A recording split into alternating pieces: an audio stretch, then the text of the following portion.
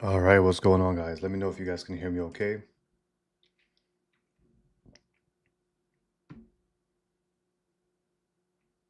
Yeah, is the audio good? Let me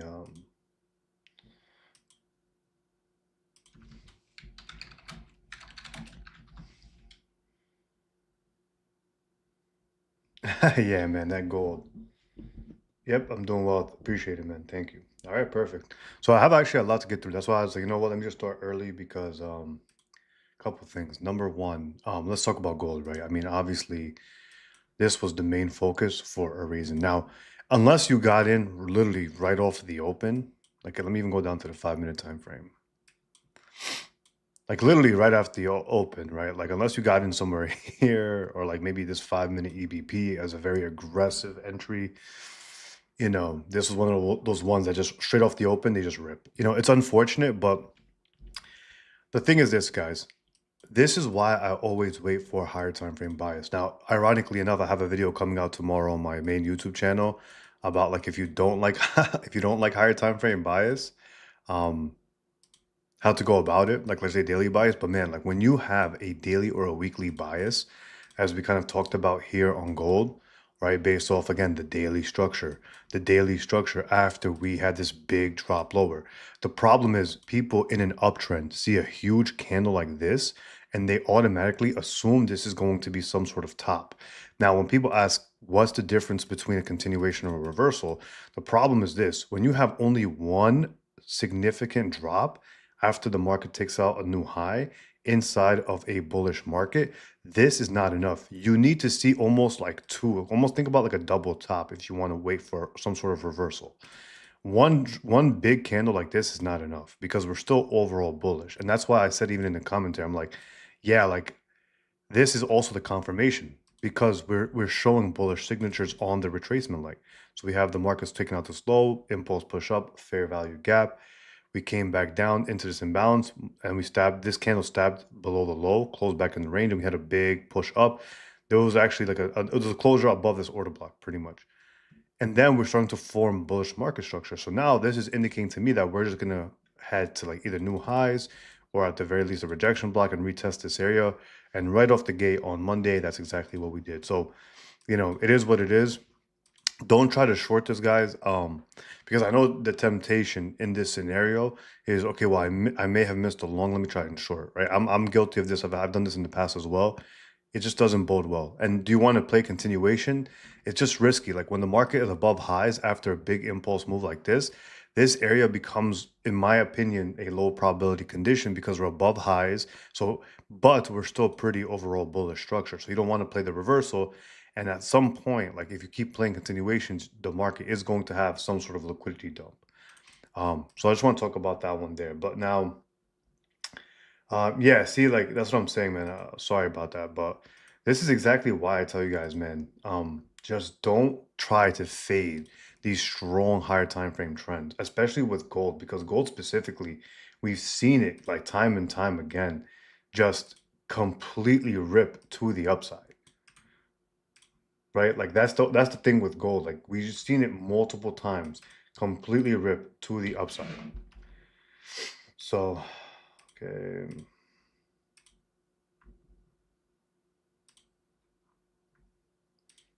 Let me see here. Okay, so I have also the pound. That's what I was watching for.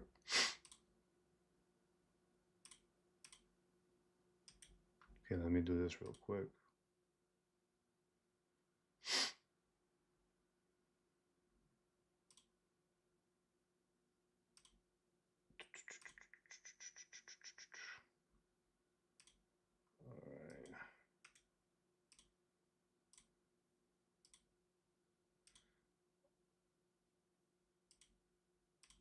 All right.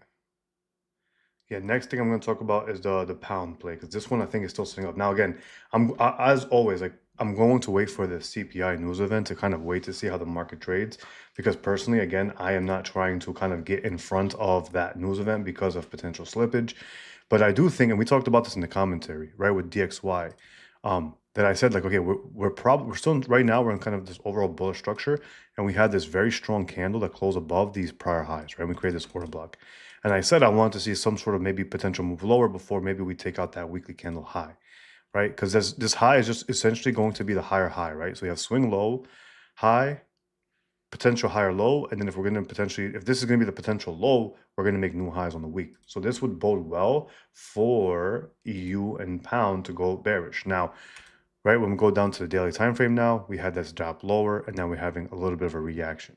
If we go to the 4-hour time frame, not the cleanest overall, but move like any like confirmation, we still have this fair value gap to contend with, but I still think that we're going to head lower on pound. So pound, remember, the weekly EBP is still valid.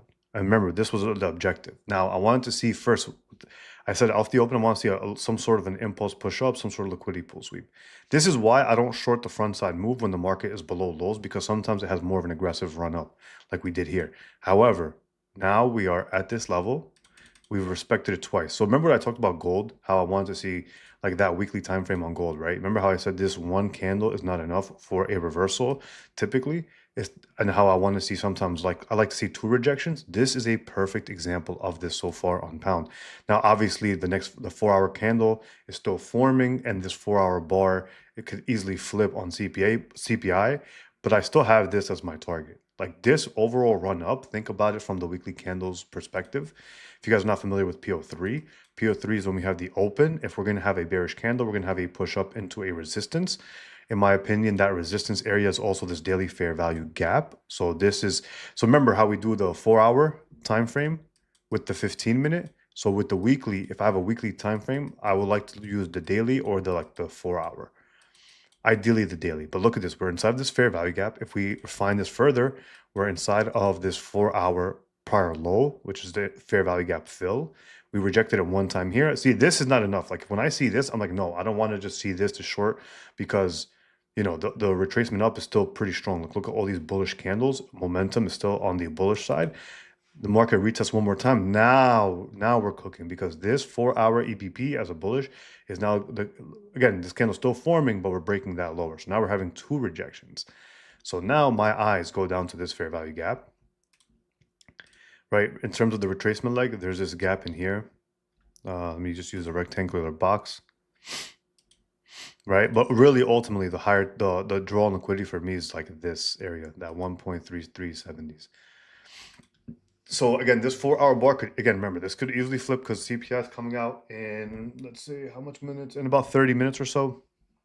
But I'm still leaning bearish because the weekly time frame is bearish GBP, and we're sitting at a daily fair value gap. And as I talked about with DXY on the weekly time frame, this is also showing bullishness. So my favorite higher time frame play right now is GBPUSD. And if you're trading pound, like let's say you want to take this on futures, 6B is the ticker. 6B is the ticker for the futures contract. Now remember, again, we're going to wait for CPI first and then see what happens from there. Now, NQ, I'll be honest, I'm really not sure what this wants to do going into the news event. We are in a consolidation, right? We are in a consolidation. Yeah, like even on the 4-hour time frame, we're above highs. It's like when you have this type of price action where you're constantly seeing, let me just do this so you guys can kind of see the days of the week. Actually, it's gonna make it more messy. But like when you start to see like big push up, big push down, big push up, I avoid this market condition personally, and I'll just go watch something else. So this type of market condition, even if this continues higher, and then people are like, oh, but look, a swing low, swing high. Yeah, but the problem with this is like the weekly, we're kind of flirting with an SMT, right? Because ES has made new all-time highs. NQ has not. So we're flirting with the idea of an SMT. Now, I wouldn't really confirm this as an SMT until we get like some sort of like maybe like a displacement, like a fair value gap or like a really strong bearish move. I thought this was going to be the start of the bearish move, but we took out the highs one more time. And then is this going to be like a drop lower? I don't know. But like, see, that's the thing. When I don't know, I'm not going to try to force an analysis on it. And I think so many people could benefit doing that. I just know that right now, out of NQ and ES and let's say gold and FX pairs I'm watching, this pound has the better higher time frame play with the weekly EBP, daily fair value gap. We do have to contend with this order block in here, but we'll see what happens. Because sometimes on CPI, this can easily get smoked in like one day. And we have a beautiful 4-hour level where we had this fair value gap fill on this candle bar low. Beautiful test. If you guys have studied Tom Dante's content, you already know what this is. The prior low before the break on this candle. Beautiful retest. So we'll see what happens here. What do I think of the daily EBP on S&P 500? Let's go ahead and check that out. See, that's the thing. I don't like trading EBPs where the market is like at all-time highs. It's the same concept of why I still like right now. That's why I wouldn't trade gold. Now, this is why I wouldn't trade gold right now, because when we're at all-time highs, it's very difficult to, I want to see a pause in action, right? What does that mean? I want to see, like, imagine this daily candle on gold formed, let's say we close just like this, right? And then we form a fair value gap and we have the prior high. Now I'm more interested in the continuation because the daily time frame is showing more signs of bullishness and we pause a little bit. The problem with this EBP right now is we're at all-time highs. Again, we're flirting with SMT on NQ. It's more difficult to look for that continuation because we're kind of slowly chopping up higher. Now, again, this could still push higher. Like, I'm not debating that, but I just don't like trading these ones right up at like literally the all-time high candle, because at some point when we're above highs, right, we're going to ultimately have some sort of big drop lower, especially if, like, let's say we're flirting with SMT as well on NQ. Now, NQ could easily just catch up, like no problem. CPI could just rip, and then same thing with ES. But I just prefer EBP candles when like maybe like somewhere in here, right? Like if there's a bullish EBP at like a very strong support inside of a bullish trend, you know what I mean? I prefer those. Versus like above all-time highs could still work, right? But it's just a little bit risky because at some point this is going to have a big pullback, kind of like over here or over here, right?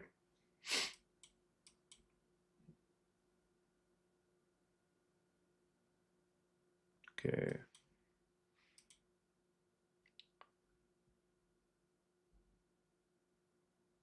Um, this is a good question. So let me go to where's GU? Okay, right up here. Okay, so like well, so this one, let me see, maybe a different feed. It took out the low, but I don't believe it took out the low. Let's see, this is on the FX. Let me maybe unwind the feed. Let's see the unwind the feed. So okay, yeah, on Wanda's feed, we do create this. So this is what I would say, right?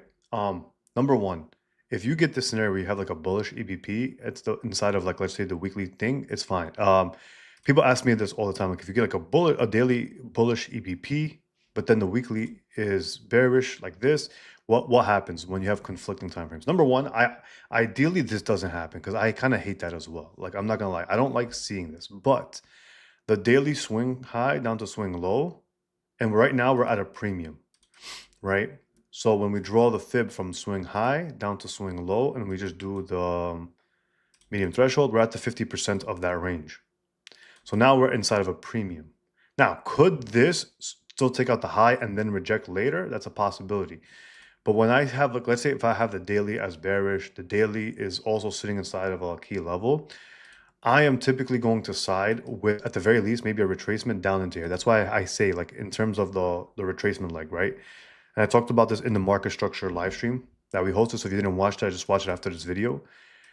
On this leg up, which is called the retracement leg, the market retraces back into a key level. I'm going to identify any potential support level. So what do I see? I see a support level right here, which is this fair value gap, right? And if you want to like kind of like use this prior high as well, you can do that. Right, so let's just say that there's like this little bit of a gap. Now, not much of a move down in here, right? Or what you could do is simply just draw the swing high down to swing low. The 50% is around that range. So if you took any shorts in this area, if you found any confirmation, you can just be conservative and take profit somewhere around here, right? And then what you would want to see is you don't want to see this act as support. You want to see maybe a bounce and then maybe some sort of liquidity pool sweep and then drop lower. This is then when I get more comfortable shorting the lower highs because now the market is showing to me that this bounce, it had weakness, right? The market ended up failing, didn't push to new highs. If anything, we took our liquidity to the upside, and now we're kind of shifting back to bearish structure. And now we can target that weekly candles low, and we can also target like that that weekly objective that we were looking for on pound. So that's kind of like the overall framework when it comes to this. Now, again, ideally in a situation you don't have conflicting timeframes, because I'll be honest, I personally don't like conflicting timeframes either, right? Like, it's just better when every time frame is aligned, but sometimes you're gonna have those situations. Okay, let me go back to yeah, so we'll see what happens on CPI in about 25 minutes. But yeah, I'm still like, the thing is, ultimately I'm just gonna lean bearish on pound, simply because the daily is sitting at a fair value gap. The weekly time frame is also a weekly EBP, so I'm going to typically go with a little bit of the higher time frame move. And also caveat, because DXY is also showing some sort of bullish potential, right? So all three things will make me kind of like, I don't want to say ignore the daily EBP, but just I'm aware that it's there, but I'm going to focus on the bearish bias because all the other factors that I just kind of outlined.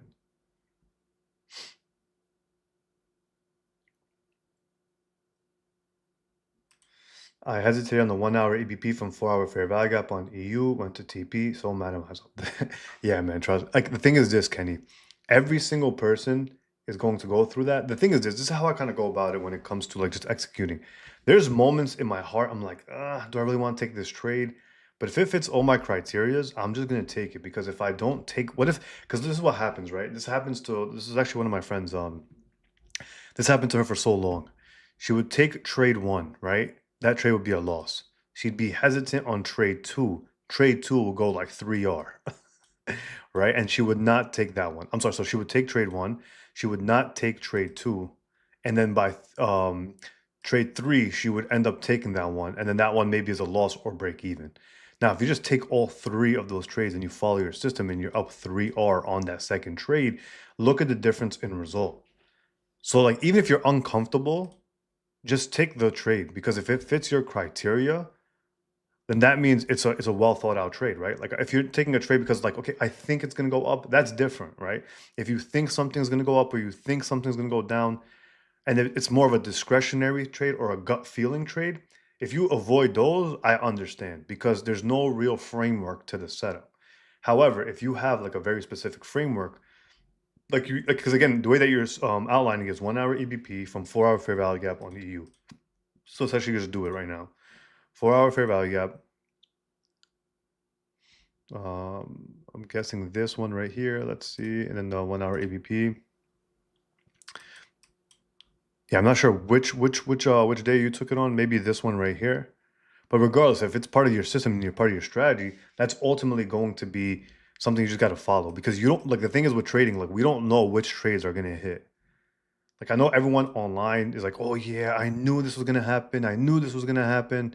But the reality is, like, we don't always know. That's, like, right? Like, we don't really know. Like, it could happen, right? It could work out. But yeah.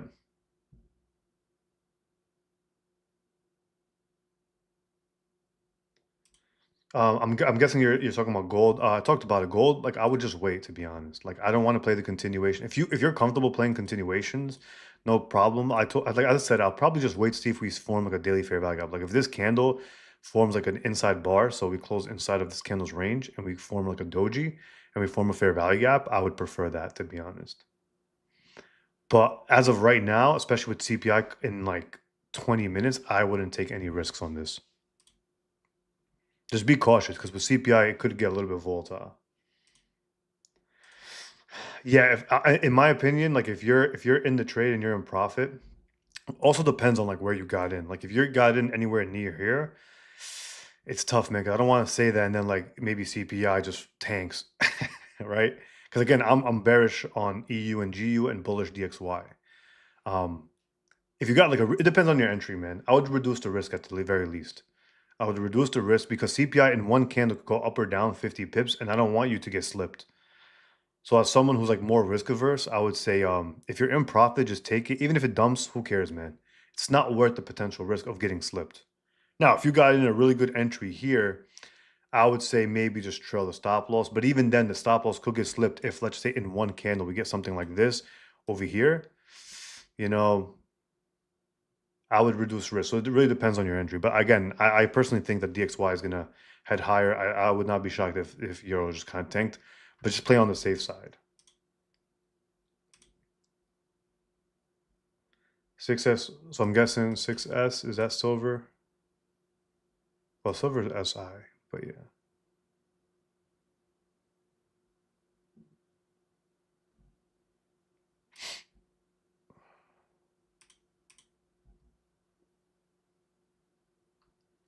Okay, let me go through. Okay, there's actually a lot of comments in here. Let me go through a few of them. Uh, yes, it will. If you're a beginner, CPI will 100% affect Euro USD. Um, let's see AUD USD. You know, guys, like I know I say like I trade futures a lot more, but the reality is I'm still watching FX pairs because I know like so it depends on like where you started, right? I started with CFDs in forex. However, with forex, like you can still trade gold, you can trade NQES. Like that's never been an issue. So like even a lot of CFD traders, you can trade these on different platforms, right? So like the broker I use, for example, the link in the description if you want to check that out. They have like crypto, they have everything. The futures contracts is just like if I'm trading with futures props. So I still do trade like FX if because I know some people have been asking me, but I don't know. I like the volatility more on NQ and gold just because man, like sometimes euro will just be like doing nothing for like a very long time. Side tangent, but yeah, let me just go to Aussie. Um, I mean it's the same setup, no? It's the same setup really. As AUD USD and GBP USD. Really, I mean, I guess AUD is a little bit weaker. But I think it's personally the same setup.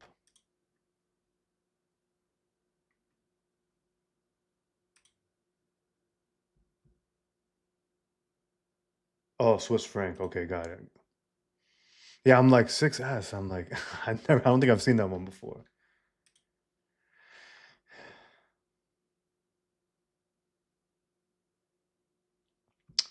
Okay. Yeah, because like I'm gonna wait for CPI specifically on NQ to see. The thing is this, ultimately I'm gonna always actually guys give me 1 second, my bad. Give me 2 minutes. I just have to take this phone call real quick.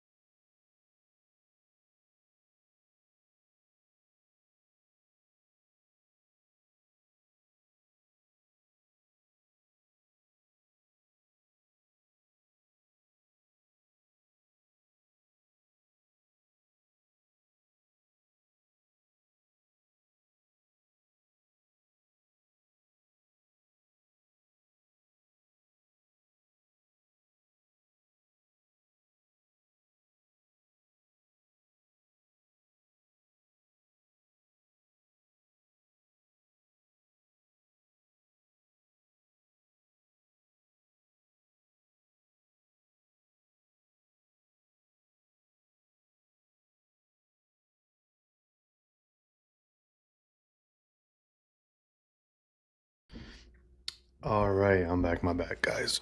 If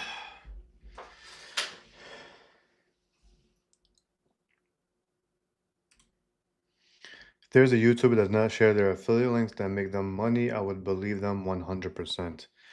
Bro, this is no offense. This is probably one of the dumbest things someone can think of. Like, you expect, this is the problem with, I think, so a lot of people. You expect someone to do something for free and then try not to get any level of compensation is just ridiculous. No one, and I'm sorry, I don't know what world you live in, but nobody's giving their time away for free. Like, it's just the reality. Plus again, it's not like, dude, I've made less than $100 with Apex affiliates. Like, it's not like these affiliates pay anything super crazy. Over time, you can build those up, but yeah, like, oh, I'm sorry. I see these types of comments, and it just really, I just don't understand some people's perspectives. No offense. Like, I literally give free trade ideas all the time in my Telegram group. So you could see for yourself whether I know what I'm talking about or not. And that's for any creator, to be fair, anyone who's doing this. But yeah, pound. Yeah, getting that really nice reaction. Again, if I'm looking on the other side, because I do have another screen that I'm watching as well. So that's typically like I have GU on my other screen as well. And yeah, typically the main focus. So we have CPI in about 10 minutes or so. It'll be interesting to see what happens. But I'll be honest again, like I'm gonna watch the CPI news event and then probably close off the stream about 10, 15 minutes after, just because I do have some work that I got to get done. Have a few deadlines I have to meet for something. Do, do, do.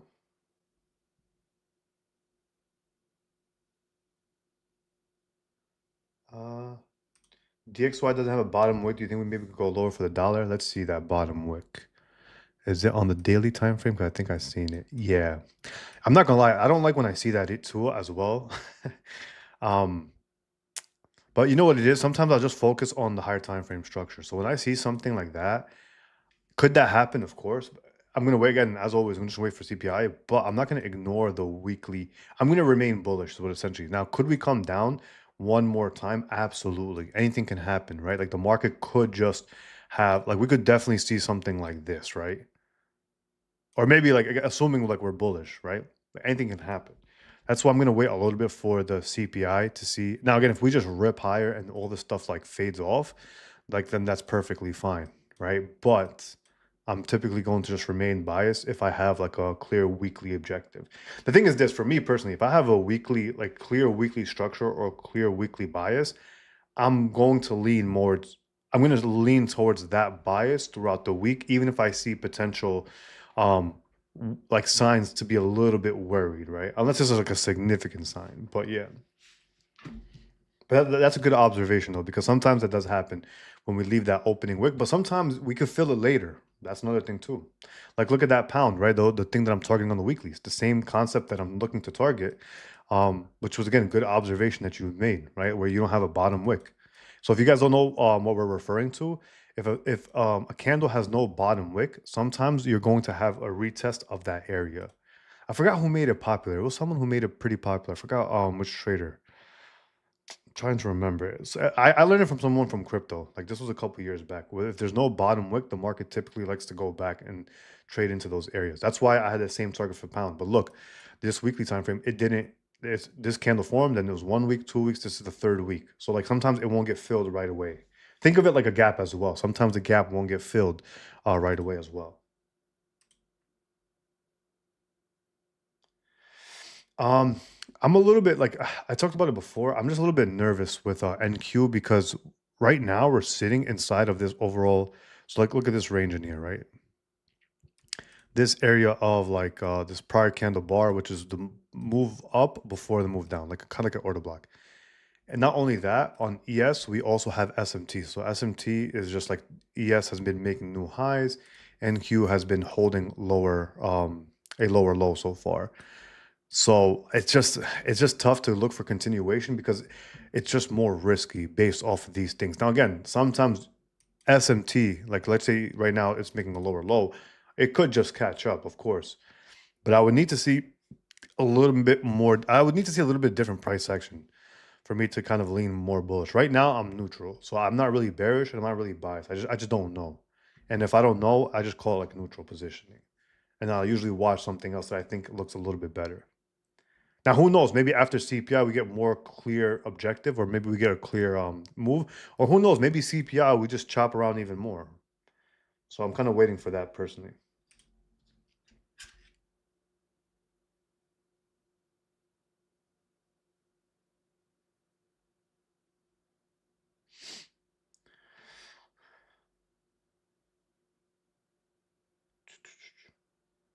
Um. Okay, my bad. I missed this one. I know this guy like spam posting it. Yeah. Just keep watching like my main YouTube videos because I have a long video that's coming out in regards to candlesticks. But it's gonna be one of those videos that's like maybe like 40 minutes to an hour long. So it's taking a little bit of time to complete that video. In the meantime, I will have that video will have the full checklist of exactly what I look for in terms of like what setup I look for, what candlestick structure I look for, what market structure I look for, etc. In my opinion, I think futures is more volatile, so it depends. Like if you're someone who likes that slow moving pace action, I think CFDs and forex is better, to be honest. Now, if you're someone who like you hate waiting because the move takes so long to take place, I think futures is way better. Like if you're trading now, let me just also like clarify futures. On futures, you could still trade currencies, right? Well, when I'm saying futures, I'm referring to like if you want to trade NQ or ES. So if if you're trying to trade like the indexes, I think they're better to trade compared to like euro because number one, you have no spread. So like on CFDs, there's going to be some sort of spread, and not only that, like you can go for quick scalps on NQ much better than forex. So that question, it depends on so much variables.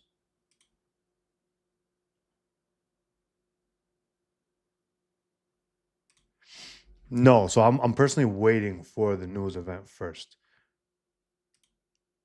because again, like it can kind of whipsaw back and forth, kind of very similar to NFP. But as I said, like for me, I think ES and Q is just gonna be kind of difficult. Like there's no clear bias. I personally, like I said, like DXY do think we're gonna hit that weekly high, which puts us at the pound, which we're getting that nice rejection now before the news. So we'll see what we can kind of get. So based off the 4 hour that we talked about earlier on in the session, we were kind of sitting at this nice, beautiful level right there. Now, the thing is, this 4 hour candle will close at some point. It will close after the CPI news event in 34 minutes because the 4 hour candle closes on FX 1 hour prior to futures, right? So if you're trading like indexes, the 4 hour candle closes at 10. On FX, it closes at 9.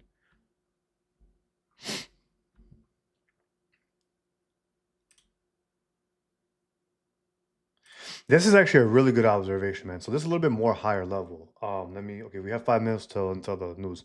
But this is a really good observation because I've noticed the same exact thing. If the first candle sweeps liquidity but doesn't close above the open, but the third candle does close. So let me try to find an example of what he's referring to because this is a really, really good observation. Um, you know what? I have it in my Notion because I know exactly what did I put in my Notion? Let me see. Hold on one sec. I'm just checking my damn, where did I put it? Ah, no, I did not. Fuck. But essentially what he's asking for is like let's just say you have a candle that forms, right? Like a bullish candle. And then the bearish candle, this candle right here takes out the power bars low, and then maybe we close back inside the range, right? But we didn't get back above the opening price. But then this third candle ends up having that huge displacement, right? Or mind you, it could be candle 3, it could be candle 4, candle 5, it doesn't matter. It could be the 5th, 6th, 7th candle. Because sometimes what happens, maybe you see another doji, and then the candle eventually closes back above. In that opinion, this becomes that protected low, or like if you guys have been following me for any length of time, I call it anchor point. Essentially a near-term low or high that forms in the marketplace. So yes, like I would backtest that, Jose, because that's exactly like Same conclusion I've kind of came about as well. I'm really trying to find a good example of this, but I can't find anything on this chart right now. Yeah, I can't find anything that like that immediately pops out. All right, so we have 3 minutes to go. I'm gonna have NQ. I know a lot of you guys want to watch NQ as well. I'm gonna see what NQ does. I have GU, which is my main priority. I have it on my other screen. What realistically you don't want to see is like you don't want to see like if we drop down to that 50%, a bounce is fine. A bounce is perfectly fine. But you don't want to see like bullish EBPs. You don't want to see like, you know, bullish fair value gaps being respected. But if that's the case, that's typically like, okay, you know what? That's something to worry about, because now if the market drops down in here, then we start to form like strong bullish confirmations. Now it looks like it becomes a situation where the market might head to new higher highs. But I'm still bearish on this. Going to wait to see what happens on the news event. But nothing's changed based off the weekly time frame. Okay, news coming out in... But no, yeah, I'm not going to trade the actual news event. I think I answered this one, my bad.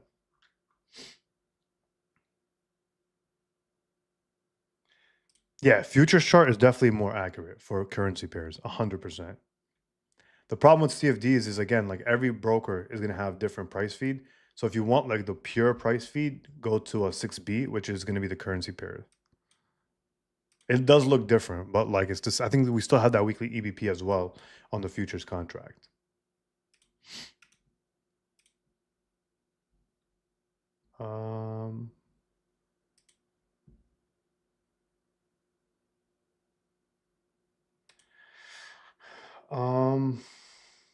This is, hold on, let me, my bad, just because I know the news is gonna, I'll answer this question like once we see how the news, because I want to put my, I want to put NQ. I'm actually just curious what NQ does.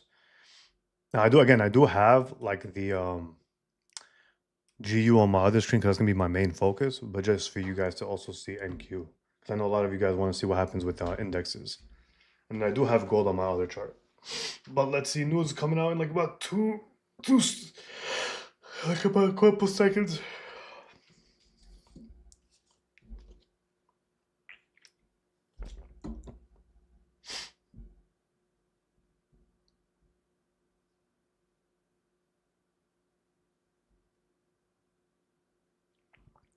So a nice move up in here. Yeah, and see, this is why I said with GU, you kind of want to wait for that candle closure, because look what happened. I literally said on the news, it could just flip. So we'll see what happens here.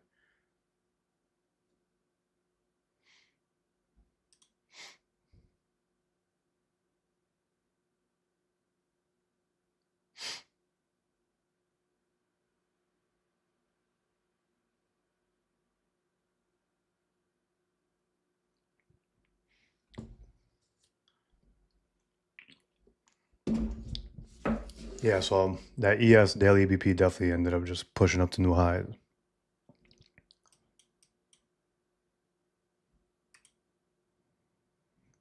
Okay, I know someone brought this up earlier about this daily BP. Again, like for me personally, I don't like trading the ones that are like at all-time highs, but we did clear out that the daily high as well.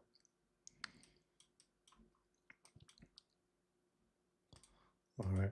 So I'm gonna just wait to see, because honestly, I'm still interested in GU, but only if, like, again, depending on this 4-hour bar closure.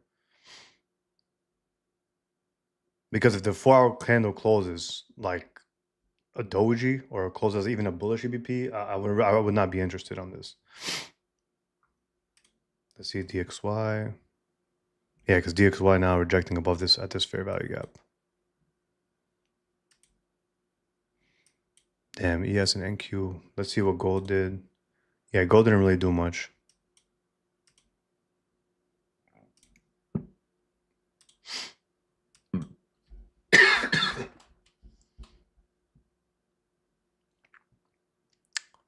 NQ.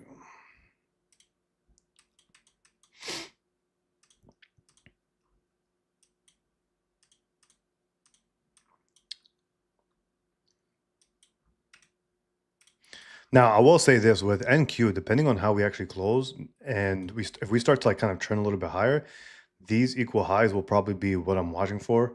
But honestly, man, I kind of want to see a strong daily push above this where we can invert this. That's kind of what I ideally want to see. Like a strong daily closure above here indicates that we'll probably head up into those highs, and then I'll have a clear, more clear bias on this one going into tomorrow. Now we do have like that this body of the candle that's never 26,105.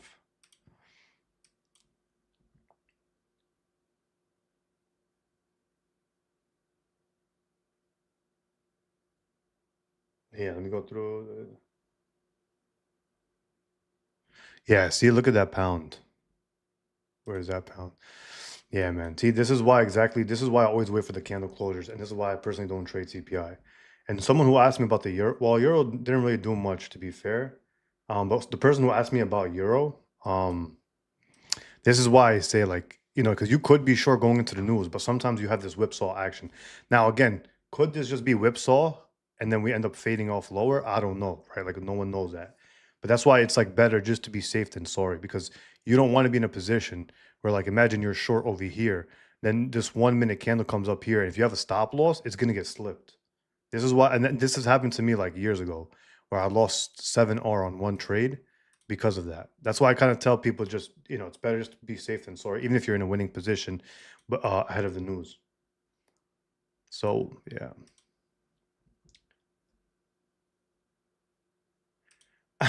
To be honest, I've seen this where what some people will do is they'll find like they'll put like a buy limit, or I'm sorry, a buy stop and a sell stop here.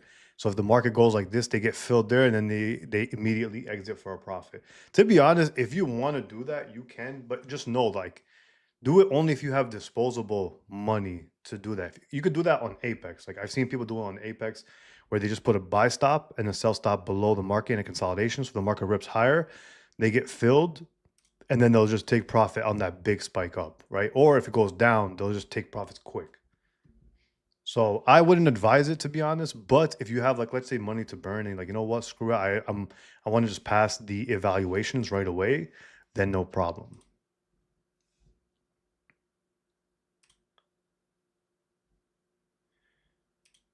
US 30 just flipped. Let me see US 30.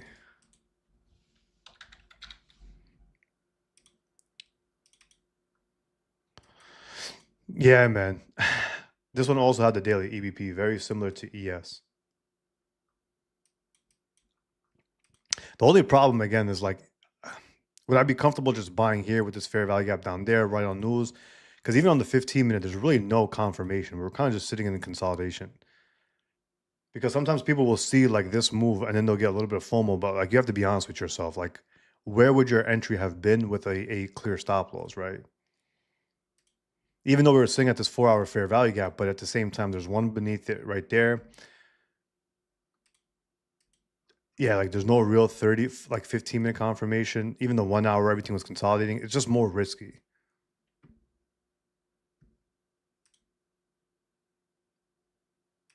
We have SMT between EU and GU. Let's see GU. Yeah, so GU took out the Friday highs, right?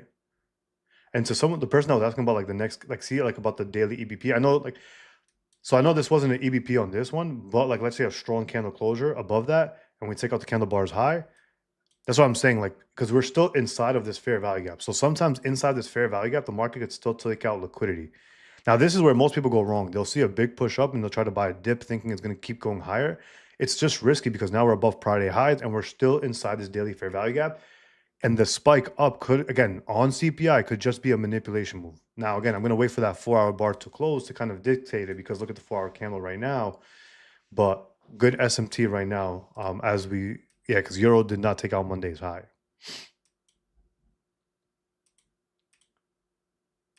Do you prefer NQ or MNQ while trading PA accounts? To be honest, MNQ I think is a little bit better. So just because it's much easier to manage your risk. The problem with NQ, and like this is the thing I don't like about futures, I think on CFDs is a little bit better. I can take a 0.5 lot position or 0.6 on like let's just say NASDAQ, right? If you're trading CFDs.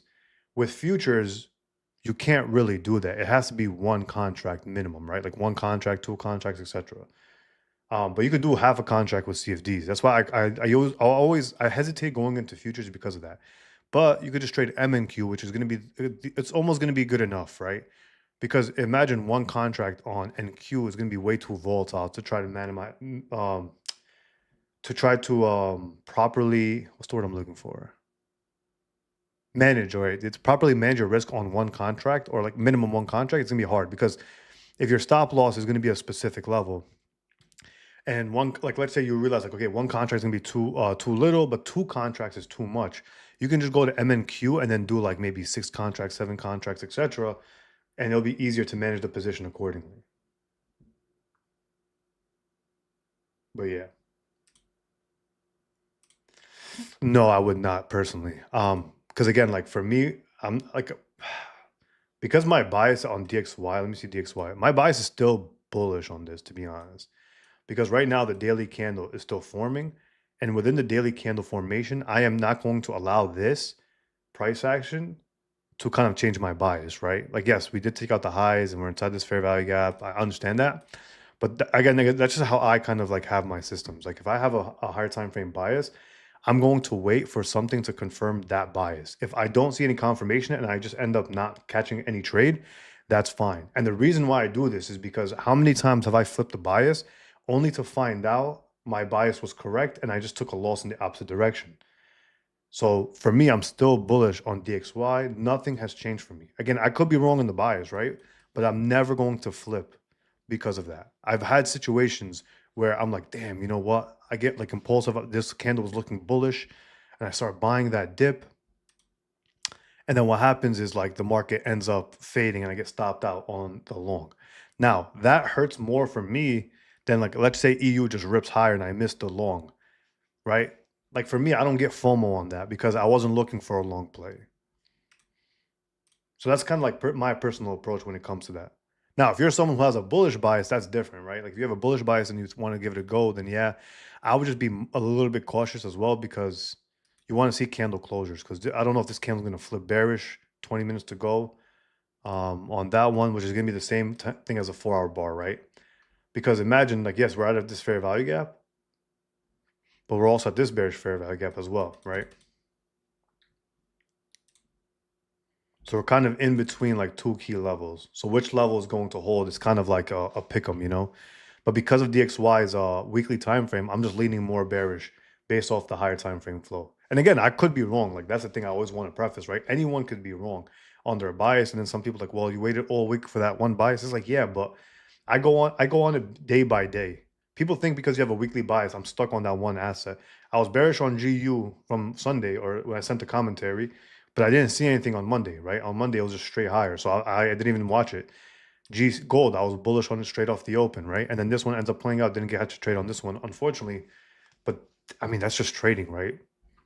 Sometimes you're gonna have a clear move, but like it's hard to get into the trade, or the market doesn't give you an entry. Like this gold, am I gonna be sitting there at 605 and then catch this long with no like defined stop loss?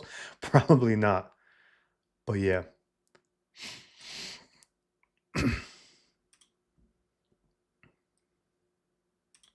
I usually wait like about like the 9 o'clock candle. So once the candle forms from 8:30 to 9, I'm pretty much just kind of chilling. I'm still bearish, by the way, like on gold. I'm sorry, on euro and pound. Like to me, nothing has changed, right? And this is why I like to wait for like the next candle, which is gonna be like 9:30.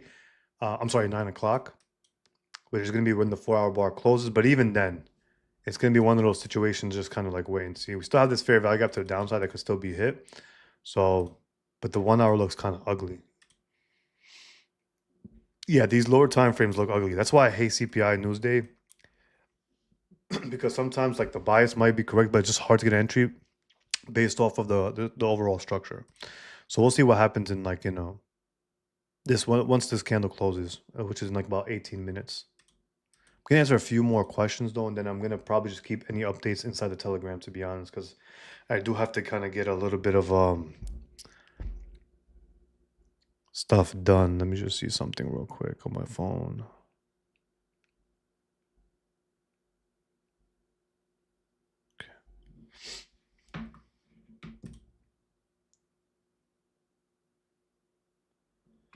Yeah, but also just be mindful as well because the candle is still forming, right? Like Because this is like this to me is kind of like this doesn't even look clean for shorts, to be fair. Like I don't really see anything super clean because it's stuck between two levels. So if you call like a little scalp, sure, but be a little bit, but just be mindful, right? Like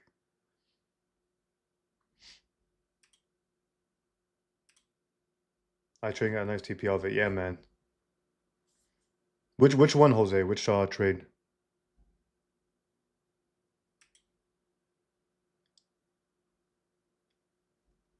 Okay. Bro, you already know how I feel about oil. I absolutely hate oil.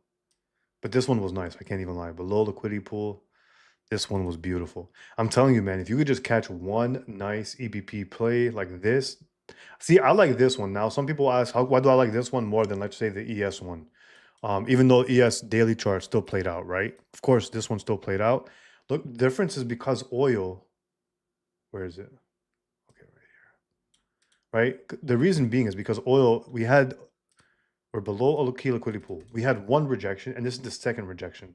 This is not just one EBP play. This is not just one candle after, like on a reversal play, right? We swept these lows. We're at pretty much a quote unquote support level. So now when I see this one, this counts to me as a second rejection. This is the first rejection, right? Where we have the wick below here. The market then pushes up. We failed to make new lows, and then we also trap a bunch of sellers in here. And now that next candle, you're just looking for more of expansion to take out any previous highs. This is like textbook. This is beautiful. As much as I hate oil, this one was actually very, very nice. Now, do we see anything on the 4 hour time frame? Yeah, we were actually, and see, like this is another thing as well. When you have this, what you want to do is when you go down to lower time frame, look at how you have this beautiful clean structure. Market pushes up down into this fair value gap. Now you have clean structure on the 4 hour. This is when you have nice clean alignment. When you go down from the weekly and then the 4 hour and the daily, they're all bullish. Now, this goes into what we were talking about earlier with pound. Look at the difference between this one. There's a weekly EBP, but then when you go to the daily time frame, right, you still have now this order block that kind of formed in here, right? This little area of support. So now you're kind of conflicted because you do have a support level versus when you go to oil, right? When you go to the weekly EBP, look at the daily. The daily is much more clean because the daily already broke back above these prior structural highs. So the daily also showing bullishness. And then when you go to the 4 hour, you just see clear bullish structure, right? From swing low, swing high. So now all these time frames are aligned. GU, those time frames aren't aligned just yet. Weekly time frame is showing the candle. However, the daily, like I said, we did form this little bit of a support. So that's something to be mindful of, even though we're at this fair value gap. And again, I'm still leaning bearish on it. And then the 4 hour is just in consolidation. So hopefully you guys are seeing, like, just because you see like an EBP candle or whatever, because I don't want people to just trade. I mean, don't get me wrong. You could just trade it just as is, no problem, right? But for me, I like a little bit more variables and context with it. And these are the contexts that's very hard to kind of show in a video, right? And it's more shown during like live market conditions across multiple different examples. Now remember, I'm still bearish on this. I'm not saying that GU is not like a good setup or a good play. It's just I have to be mindful and I have to be cognizant that there is a support level from this retracement leg. So if the market does show strong bullishness, I'm not going to be short. If I catch an entry short, I'm not going to maintain short positions if we see like a big bullish 4 hour bullish EBP.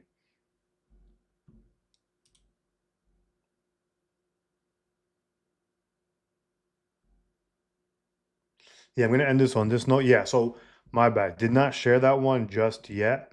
Um, I'll share it. I'll share it by the end of the day today.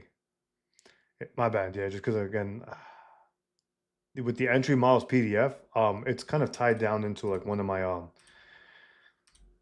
looking at it right now. Let me see the confirmation PDF. The thing is, I have like personal information on it on Notion, so I don't know how to send it. I'm just gonna have to like I don't want to take screenshots of it, so I just have to recreate it. That's the reason I'm looking at it right now. The problem is if I share it through Notion, it gives access to like some other pages as well, and those are like more personal stuff that I have. I don't think I could download it from directly from Notion. Let me see. It says export. Yeah, I think I could export that specific one. All right, let me actually do it now while I'm on here. Let me turn it into a PDF. Let me export it and see if it works. Yeah, I'm doing it right now. Let me just find out for you right now. Because I thought I would have to share the Notion link, but then the thing is, like, I have other pages on there that has like personal stuff that I don't want people seeing. Oh, actually, never mind. Yeah, so I'll post it in Telegram. Yeah, I'll post it in Telegram right after this one. Okay, cool. That was easy. Yeah, I'll post it right after this. It doesn't have all the ones that I posted, but these ones are good enough. In my opinion, you don't need too many. The problem is if you use too many, you're gonna get confused.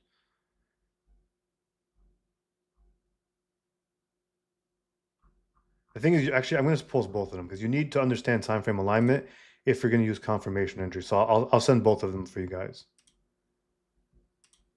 Yeah, exactly. Yeah, I just realized that. I'm not that proficient in Notion at all. If you couldn't tell. Yeah, but even the 1 hour candle in here looks kind of like I don't like these types of candles. Like that shit just looks inside of a consolidation. We did rip higher, but then this candle, I mean, still 11 minutes. Maybe this does flip as an EBP as well. We'll see. Um, we give you guys my final thoughts as well. Yeah, see, like I'm gonna wait for tomorrow to trade indices. I'm not gonna force anything on indices, even if this rips like 1,000 points. I just don't want to like risk buying the high when we're kind of at a premium. And NQ has been like pretty bipolar.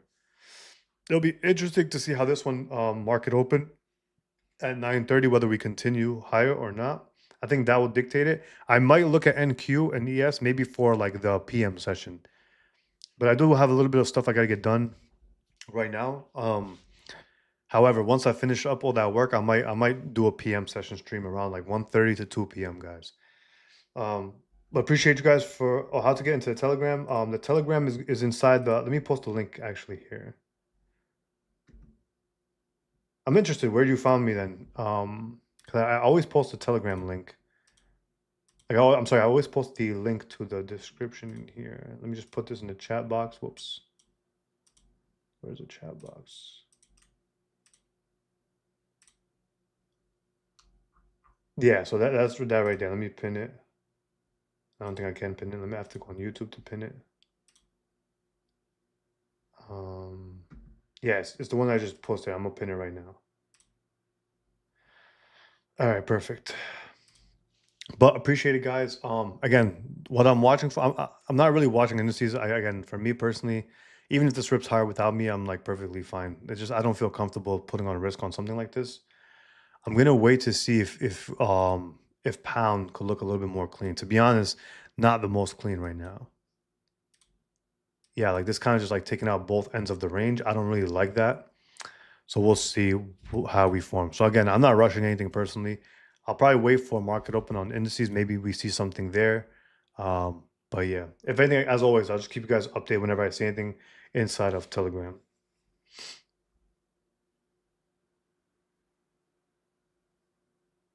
Oh yeah, actually, and let me do that. I'm gonna. So if you hold on, my bad, I forgot to. So I'm actually going to do this right now on Twitter. I think I asked Grok to do it, and Grok did not do that for me. So I'll go ahead. I'm going to announce the Apex accounts giveaway on Twitter, and then I'll post a link inside Telegram as well. But yeah,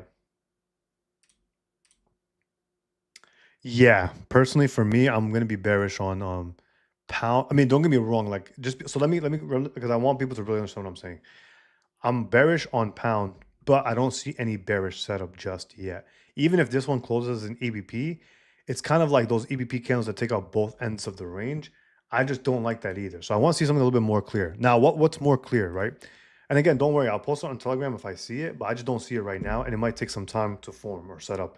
Now, if we drop down into here, let's say we close like this, if we then maybe rally and then maybe we come in here and then form like maybe a fair value gap, or we have a candle closure below the low, and then we start to rally, and then we get another rejection with some sort of liquidity pool sweep. Now I'm more comfortable shorting lower lows down into like this area in here, down to like the potential low, etc. Now taking an entry here right away is kind of like you could do that. Don't get me wrong, because this could be the high, and realistically, you would not want to see it above here. That 1.35032s, because that's essentially the area of supply that the market formed in here, essentially this candle closure, right? But that's a little, I don't want to say more risky, but that's like you're shorting the front end move, which is fine. But I'm kind of looking for something like over here, ideally, or something over here, if we get it.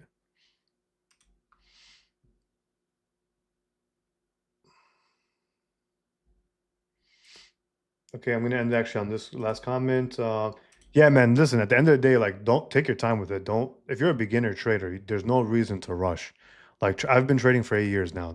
The markets are always the same setups I'm taking now are the same setups I was looking at in 2020, 2018, 2019. Like, you have a lot of time, you know? So don't rush it. Don't blow too much money because you're gonna lose money in the beginning, which is very normal.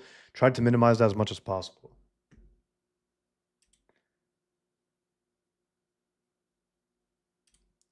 Um, is trading only forex enough for? Yeah, you could just trade CFD props, man. But the problem with CFD props is like now you're restricted to 1% per risk. And in my opinion, for the dollar amount that you're going to spend on the challenges is not really worth it, in my opinion. Like you're better off trading your own capital at that point. Oh yeah, so let me clarify with ES. I'll be honest, like I said, like I'm very neutral on this. Even though we did rip to new highs, right? And I didn't like I was not a part of this big move up on CPI, right? Again, I just don't know. I'm not really sure. It's like I'm right now I'm neutral. So because we're kind of again we're sitting at this prior bar and we've had two rejections of it now. Now, does that mean I'm going to go short? Absolutely not, because the weekly time frame on this one is still showing potential bullishness, right? Because the swings lows, swing highs, swing low, swing high. So like if anything, I'm leaning more bullishness to be fair, but it's like we're at kind of a resistance. And that's usually when I'm a little bit more cautious. Like look at the 12-hour time frame, right? Big candle up, big candle down, big candle up, big mini candle, then candle wick above the high. I'm probably gonna wait to see what happens um after the market opens around 9:30 and then see maybe a setup. But right now I'm pretty neutral on this. But appreciate you guys for hopping on. Again, as always, if I see anything else or any updates, I'll usually post them in Telegram. So, because again, anything could change. Like in the next 1 hour, 4 hour candle could form a setup that I think the market looks better in that moment. So any updates, as always, I always post them in the Telegram. I pinned it here. So if you guys are not part of it, just join. It's 100% free. All right. So I appreciate it, guys. And yeah, any updates will be there. And if I do host a PM session stream, I'll also post that in there as well. So take care and trade safely.